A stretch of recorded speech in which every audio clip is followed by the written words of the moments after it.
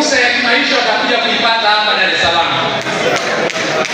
Lakini kibaya zaidi wasichokijua, hapa Dar es Salaam wenyewe, wana Dar es Salaam tuliopo, hali yetu ni dhaifu, hali ya kijiwezi. Mkoa huu wa Dar es Salaam, serikali ya Chama cha Mapinduzi, serikali ya Mama Samia Suluhu Hassan imekuwa ikizalisha ajira zisizokuwa za staha na heshima ndani ya mkoa huu wa Dar es Salaam. Tumekuwa na ajira ndani ya mkoa huu wa Dar es Salaam, kuokota makopo. Vijana wengi sasa hivi waokota makopo.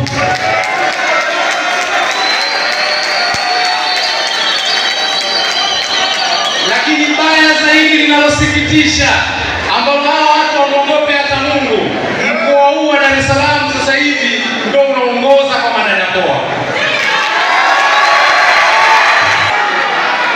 Vijana wanaotoka mikoani kuja ndani ya mkoa wetu wa Dar es Salaam, masikini wanaishia kuuza maji ya kandolo.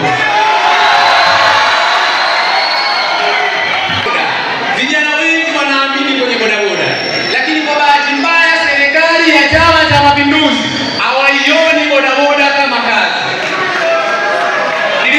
Viwanja vya KM, niliwaambia kwenye kipindi cha uchaguzi mnaitwa maafisa, lakini baada ya uchaguzi ninyi mtakuwa takataka za mji.